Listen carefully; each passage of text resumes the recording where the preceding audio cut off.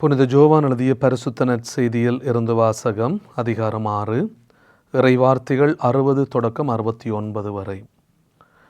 அக்காலத்தில் இயேசு சொல்வதை கேட்டு அவருடைய சீடர் பலர், இதை ஏற்றுக்கொள்வது மிக கடினம், இப்பேச்சை இன்னும் கேட்டுக்கொண்டிருக்க முடியுமா என்று பேசிக்கொண்டனர். இது பற்றி தம் சீடர் முணுமுணுப்பதை இயேசு உணர்ந்து அவர்களிடம், நீங்கள் நம்புவதற்கு இது தடையாயிருக்கிறதா?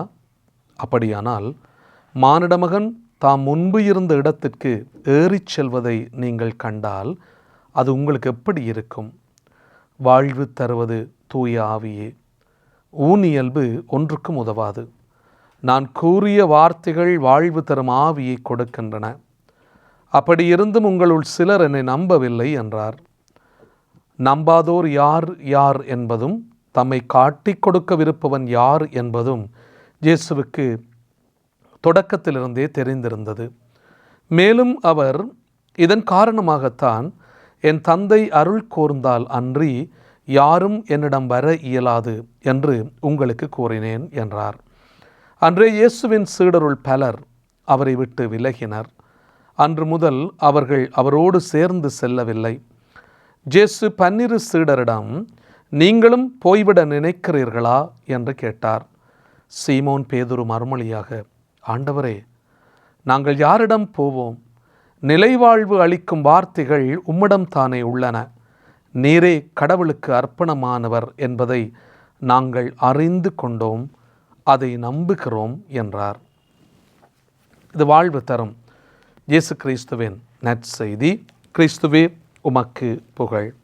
இயேசுவிலே அன்புமிக்க சகோதர சகோதரிகளே, பொதுக்காலத்தினுடைய 21வது வாரத்துக்குள்ளே நாங்கள் நுழைகின்றோம். இறைவார்த்தையினுடைய வல்லமை மிகவும் அழகாக எங்களுக்கு தரப்பட்டிருக்கிறது. முன்பொரு காலத்திலே ஒரு பெரிய ஞானி ஒருவர் இருந்தார். அவரிடத்திலே தனதுடைய இறந்த குழந்தையை தூக்கிச் சென்ற தாயொருத்தி, சுவாமி, ஞானத்தின் இருப்பிடமாக விளங்குகின்றீர்கள் நீங்கள். உங்களால் இந்த குழந்தைக்கு உங்களது தவ வல்லமையினாலே உயிர் கொடுக்க முடியும் என்று நம்பி இந்த குழந்தையை இங்கே கொண்டு வந்திருக்கிறேன் என்று சொல்லி அந்த தாய் சொல்லுகின்றாள். இந்த குழந்தை எப்படியாவது நீங்கள் உயிர் கொடுத்து என்னையும் இந்த குழந்தையையும் வாழ வையுங்கள். என் உயிராக விளங்கும் இந்த குழந்தையின் உயிர் போய்விட்டது அப்படின்னு சொல்லி இந்த தாய் அழுது கொண்டு இந்த ஞானி இடத்திலே வந்திருக்கிறாள். அழுது புலம்பி அந்த தாயை பார்த்து அந்த ஞானி சொல்லுவாராம், தாயே, இறந்தவன் குழந்தை இங்கே கிடத்தி விட்டு நீ போய் சாவே இல்லாத, சாவே நடக்காத ஒரு வீட்டிலிருந்து ஒரு பிடி அரிசி வாங்கி வா என்று சொல்லியிருக்கிறார். ஒரு பிடி அரிசி தானே, இதோ வாங்கி வருகிறேன் அப்படின்னு சொல்லி அந்த தாய் அந்த கிராமத்திலே ஒவ்வொரு வீடாக செல்லுகின்றாள். எல்லா வீட்டிலையும் அவள் ஒரு பிடி அரிசி கேட்கிறாள். ஆனால் அங்கே சாவு இல்லாத வீட்டை அவளால் கண்டுபிடிக்க முடியவில்லை. திரும்பி அவள் வெறுங்கையோடு வருகின்றாள் இந்த ஞானி இடத்திலே. இந்த ஞானி இடத்திலே வந்து அவள் சொல்லுகின்றாள், ஞானியே, சுவாமியே, எந்த வீட்டிலையுமே அரிசியை நான் பெற முடியவில்லை. காரணம், எல்லா வீட்டிலையும் சாவு நடைபெற்றிருக்கிறது என்று சொல்லுவாளாம். அன்பானவர்களே, அந்த ஞானி ஒரு அழகான விடயத்தை இந்த தாயோடு பகிர்ந்து கொள்ளுகிறான். இந்த உலகத்திலே நாங்கள் பிறக்கிறோம், இந்த உலகத்திலே நாங்கள் வளருகிறோம், வாழுகிறோம். இந்த உலகத்தை விட்டு நாங்கள் சென்று விடுகிறோம். பிறப்பும் இறப்பும் மனித வாழ்க்கையிலே ஒரு சிறப்பான விடயமாக அமைந்திருக்கிறது. நாங்கள் இறப்போய் கண்டுதான் ஆக வேண்டும். பிறப்பு ஒரு மனிதனுக்கு எவ்வளவு உண்மையாக இருக்கிறதோ அதைவிட உண்மை நாங்கள் இறந்து போவோம் என்பது. அதுதான் அன்புமிக்க சகோதரங்களே, பிறப்பும் இறப்பும் இந்த வாழ்வினுடைய தத்துவங்களை அடிப்படையாக கொண்டு எங்களுக்கு அமைந்திருக்கிறது. இந்த வாழ்க்கை வாழத்தான் நாங்கள் பிறந்திருக்கிறோம். ஆனாலும் நாங்கள் இறந்து விடுவோம் என்பதை பலரும் நாங்கள் மறந்து விடுகிறோம். இந்த தாயிடத்திலே இந்த ஞானி சொல்லுகின்ற இந்த வார்த்தைகளை தாய் கேட்கின்றாள். பிறப்பு எப்படி ஒரு நிகழ்ச்சியோ அப்படியே தான் இறப்பும் ஒரு நிகழ்ச்சி. சாவு அது எல்லோருக்கும் பொதுவான ஒன்று. அது நிகழும்போது ஏற்றுக்கொள்வதை தவிர வேறு வழியே இல்லை என்று சொல்லுவாராம். அந்த குழந்தையை கண்ணீரோடு தூக்கி கொண்டு போய் அந்த தாய் அடக்கம் செய்தாளாம். இந்த காலத்திலே நாங்கள் அன்பானவர்களை இதை கட்டாயமாக சிந்திக்க வேண்டும். போனால் போகட்டும் போடா, இந்த பூமியில் நிலையாய் வாழ்ந்தவர் யாரடா? வந்தது தெரியும், போவது எங்கே? வாழ்க்கை நமக்கே தெரியாது. நாங்கள் வந்திருக்கிறோம், அது எங்களுக்கு தெரியும். எங்கே போகிறோம் என்பது யாருக்குமே தெரியாது. அன்பானவர்களே, அதுதான் வாழ்க்கை நமக்கு தெரியாது என்று சொல்லி இந்த பாடல் வரிகள் எங்களுக்கு ஞாபகப்படுத்துகிறது. இயேசுவினுடைய காலத்திலையும் இந்த கேள்வி எழுந்திருக்கக்கூடும். அதாவது சாவுக்கு பின் என்ன நடக்கும் என்கின்ற ஒரு கேள்வி அவரிடத்திலுமே பலர் கேட்டிருக்கக்கூடும். அவரின் போதனையை திருச்சபை தாய் என்று புனித பேதுரு வழியாக எங்களுக்கு ஒரு அழகான விளக்கத்தை தருகின்றாள்.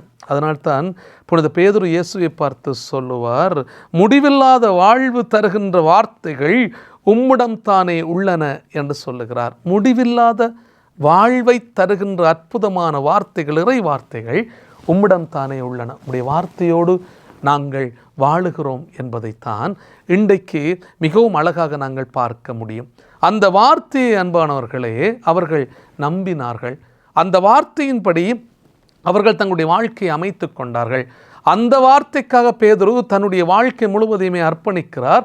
அந்த வார்த்தைக்காக தன்னை சிலுவையிலே அவர் கொடுக்கிறார். அந்த வார்த்தைக்காக ஆண்டவர் இயேசுவோடு பயணிப்பதற்கு விரும்புகிறார்.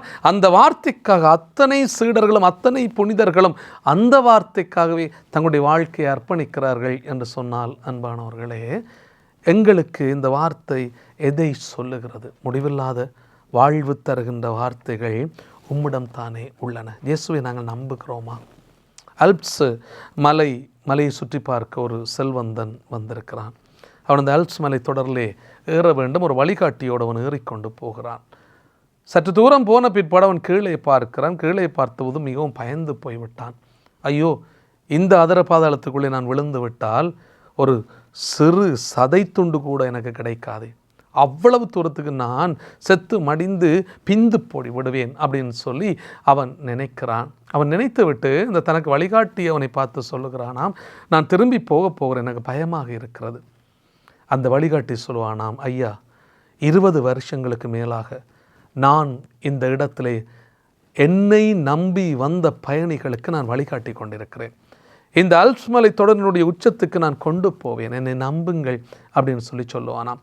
இருந்தாலும் இந்த செல்வந்தனுக்கு மிகவும் பயமாக இருந்தது. நான் இறந்து போய் விடுவேன் என்று அவன் பயப்படுகிறான். கீழே பார்க்கிறான். அப்போது அந்த வழிகாட்டி சொல்லுவான், நீங்கள் மேலே பார்த்து எனக்கு பிற்பாடு நீங்கள் ஏறி வந்து கொண்டிருங்கள், நீங்கள் பயப்பட வேண்டாம், என்னுடைய வார்த்தையை நம்புங்கள், நான் உங்களுக்கு வழிகாட்டியாக இருந்து சிறப்பாக இந்த மலை உச்சிக்கு கொண்டு போவேன் என்று சொல்லுவானாம். அன்பானவர்களே, அந்த செல்வந்தன் அவனுடைய வார்த்தையை நம்புகின்றான். எனவே அவன் போய் அந்த ஆல்ப்ஸ் மலையினுடைய உச்சத்துக்கு போய் அழகான உலகத்தை அற்புதமாக பார்க்கிறானாம். இன்றைக்கு நாங்கள் பார்க்கக்கூடிய ஒரு மிக முக்கியமான விடயம், கடவுளினுடைய வார்த்தையை நாங்கள் நம்புகிறோமா? ஒரு மனிதனுடைய வீழ்ச்சிக்கும் வளர்ச்சிக்கும் அழைத்து செல்லுவது அவனுடைய வார்த்தைகள். பல வார்த்தைகளை நாங்கள் பார்க்கலாம். கனிவான வார்த்தைகள் இருக்கின்றன, கடுமையான வார்த்தைகள் இருக்கின்றன, பாசமான வார்த்தைகள் இருக்கின்றன, பாராட்டுகின்ற வார்த்தைகள் இருக்கின்றன, சான்றோர்களுடைய அன்பு வார்த்தைகள் இருக்கின்றன, சுயநலவாதிகளினுடைய போலி வார்த்தைகள் இருக்கின்றன. இப்படிப்பட்ட சூழ்நிலையிலே வரலாற்றிலே இயேசு பேசிய அன்பு வார்த்தைகள் வாழ்வை புரட்டி போடுகின்றது தானே. வாழ்வை புரட்டி போட்டியது அன்பானவர்களே. அம்மா, உனக்கு யாரும் தீர்ப்பிடவில்லையா? நானும் தீர்ப்பிடேன், இனிமேல் நீ பாவம் செய்யாதே என்று யோவான் 8ஆம் அதிகாரத்திலே சொன்ன அந்த வார்த்தை அந்த விபச்சார பெண்ணுக்கு வாழ்வை கொடுத்தது தானே. நாங்கள் பார்க்கிறோம், சக்கேயுவே இறங்கி வா, உன்னுடைய வீட்டிலே நான் தங்க வேண்டும் என்று சொல்லப்பட்ட அந்த வார்த்தையினாலே சக்கேயும் மனம் மாறுகிறான் என்பதை நாங்கள் பார்க்கிறோமே. ஆண்டவரே, என் உடைமைகளில் பாதியை ஏழைகளுக்கு கொடுத்து விடுகிறேன், எவர் மீதாவது பொய்க்குற்றம் சுமத்தி எதையாவது நான் கவர்ந்திருந்தால் 4 மடங்காக திருப்பிக் கொடுப்பேன். ஆண்டவருடைய வார்த்தை இன்று இந்த வீட்டிற்கு மீட்பு உண்டாயிற்று. இந்த வார்த்தை இந்த சக்கேயுனுடைய வாழ்க்கையை மாற்றியது அன்பானவர்களே. நான் உனக்கு சொல்லுகிறேன், எழுந்திரு என்று சொல்லப்படுகின்ற அந்த வார்த்தையின் வல்லமையினாலே இளைஞனுக்கு வாழ்வை கொடுத்தார் தானே ஆண்டவர். உன்னுடைய படுக்கையை தூக்கி கொண்டு வீட்டுக்கு போண்டு 38 ஆண்டுகளாக பெத்சதா என்கின்ற குளத்துக்கருகிலே இருந்தவனை பார்த்து ஆண்டவர் சொல்லுகிற போது அவனுக்கு அந்த வார்த்தையை நம்பி அவன் எழுந்து நடக்கிறான், வாழ்வை பெற்றுக்கொள்ளுகிறான் தானே. அன்பானவர்களே, கடவுளுடைய வார்த்தை அவ்வளவு வல்லமை பொருந்தியது. கடவுளுடைய வார்த்தை பாவங்களை மன்னித்தது, பாரங்களை அகற்றியது, நோய்களை நீக்கியது. அச்சங்களை தவிர்த்தது, விடுதலையை கொடுத்தது. அவருடைய வார்த்தைகள் இதமான இதய உறவுகளை, இறைவனோடு நாங்கள் மேற்கொள்ளுகின்ற உறவுகளை எங்களுக்கு தந்து கொண்டே இருந்தது. இஸ்ராயல் மக்கள் உண்மையான கடவுளுக்கு ஊழியம் புரிந்தாலும் அவர்கள் பிற தெய்வ வழிபாடுகளுக்குள்ளே ஈடுபடுகிறார்கள். இந்த நிலையில் தான் யோசுவா சொல்வான், மக்களை பார்த்து, நானும் என்னுடைய வீட்டாரும் ஆண்டவருக்கு ஊழியம் புரிவோம் என்று திட்டவட்டமாக அவர் சொல்லுகிறார். அன்பானவர்களே, ஒரு வாழ்க்கையிலே எப்படி வாழ வேண்டும் என்பதைத்தான் இன்றைக்கு 2வது வாசகத்திலே மிகவும் சிறப்பாக நாங்கள் பார்க்கக்கூடியதாக இருக்கிறது. இந்த எபேசியருக்கு எழுதிய கடிதத்திலே புனித பவுல் மிகவும் சிறப்பாக சொல்லுவார். அதாவது முழு விசுவாசத்தோடும் நம்பிக்கையோடும் எங்களுடைய வாழ்வுகளை நாங்கள் அமைத்து கொள்ளுகின்றோமா? புனித பவுல் சொல்லுவார், திருச்சபையை அன்பு செய்தது போல இயேசு ஒரு கணவன் மனைவியை அன்பு செய்ய வேண்டும். கணவனுடைய வார்த்தையை மனைவி நம்ப வேண்டும், மனைவியுடைய வார்த்தையை கணவன் நம்ப வேண்டும். இந்த வார்த்தையினுடைய மேலீட்டினாலே ஒரு சிறப்பான குடும்ப உறவை நாங்கள் உருவாக்கி கொள்ள முடியும் என்பதைத்தான் இன்றைக்கு நாங்கள் பார்க்கிறோம். கிறிஸ்துவுக்கு பிரமாணிக்கம் உள்ளவர்களாக நாங்கள் இருக்கிறோமா? இந்த அன்பு வார்த்தைகள் எங்களால் பேச முடிகிறதா? அன்பானவர்களே, இயேசுவினுடைய வார்த்தை எனக்கு வாழ்வு தருகிறது என்று சொன்னால் என்னுடைய வார்த்தைகள் மற்றவர்களுக்கு மகிழ்ச்சியை கொடுக்கிறதா? என்னுடைய வார்த்தைகள் பாசமான வார்த்தைகளாக இருக்கிறதா? கடுமையான வார்த்தைகளை பேசி, கோபமான வார்த்தைகளை நாங்கள் சொல்லி, திட்டி தீர்த்து எத்தனை மனிதருடைய வாழ்க்கையை நாங்கள் சின்ன பின்னமாக்கி இருக்கிறோம். எத்தனை மனிதர்களுக்கு நாங்கள் துன்பத்தை கொடுத்திருக்கிறோம், வேதனையை கொடுத்திருக்கிறோம், கஷ்டத்தை கொடுத்திருக்கிறோம். எங்களுடைய வார்த்தையினாலே பலரை நாங்கள் காயப்படுத்தி இருக்கிறோமே. ஏன் அன்பானவர்களே? இன்றைக்கு நாங்கள் ஒரு தடவை சிந்தித்து பார்ப்போம். என்னுடைய வாழ்க்கை மற்றவர்களுக்கு மகிழ்ச்சியை கொடுக்கிறதா? என்னுடைய வார்த்தை மற்றவர்களுக்கு சந்தோஷத்தை கொடுக்கிறதா?